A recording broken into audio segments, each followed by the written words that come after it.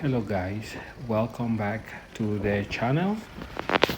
Today, just as it was about to start getting dark, we took out the Roxor for a little drive, just keeping the engine warm and also to investigate what has been a persistent kind of fuel leak somewhere around the fuel. I believe it's the fuel filter, even though it almost looks like a fuel water separator. Yeah, I'm one of those guys who hasn't checked the owner's manual. So my last video, I kind of showed the general area where I was having the issue, but it was quite dark, so it was hard to see exactly what was going on in that space.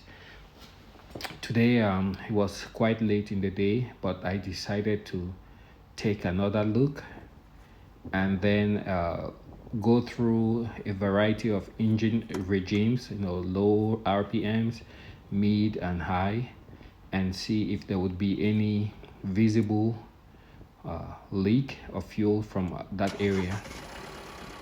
So here I got the engine started up.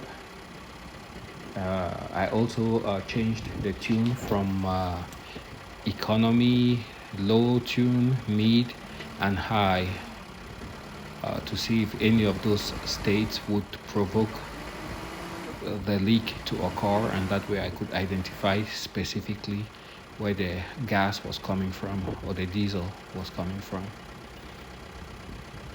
So after I shot the video, I also noticed my coolant level has dropped a little bit.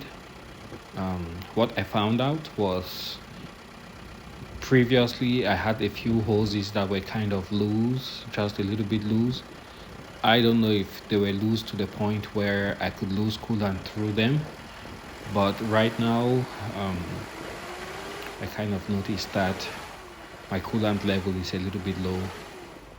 And one of the points where I noticed the hoses were not tight was the hose going to the top of the radiator.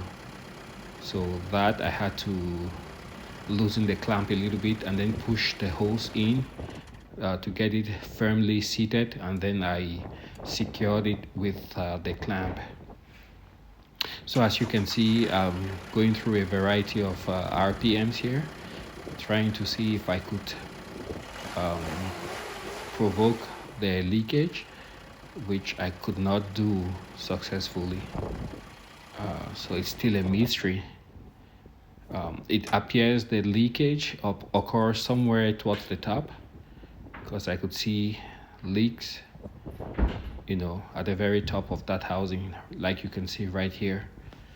So you can see the fuel, and it's like it almost was a spray or a gush of diesel that went all the way to the fender, as you can see, and then it drips all the way down.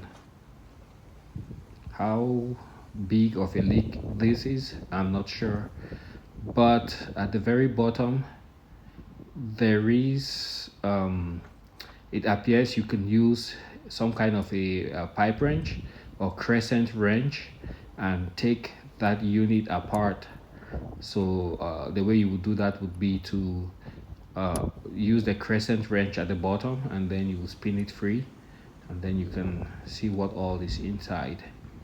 But I was able to tighten up the top, that cap.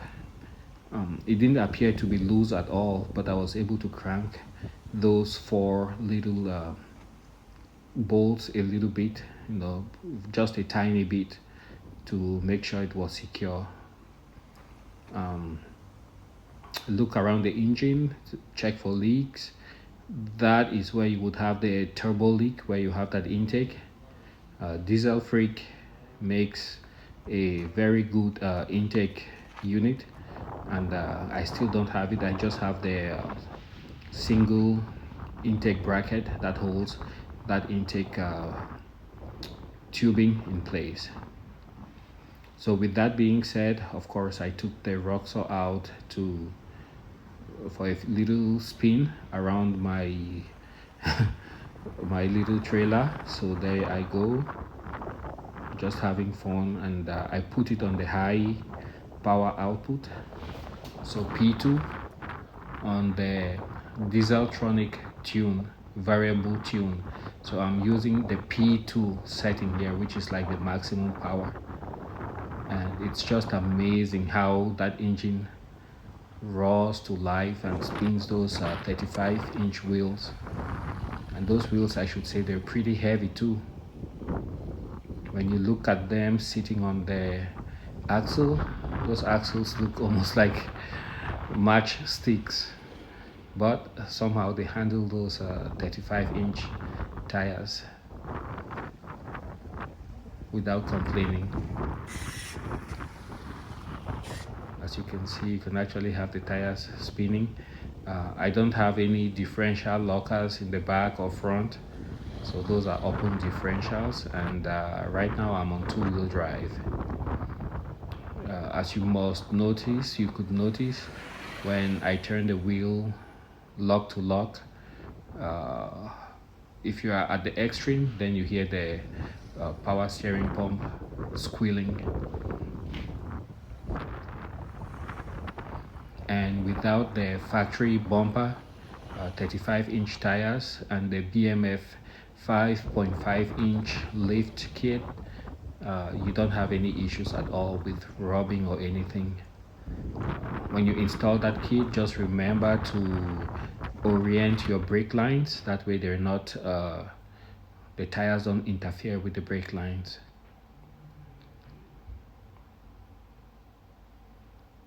So these are just a few pictures of the Roxor after I went for my little joyride. Thanks for watching, and see you guys in the next one.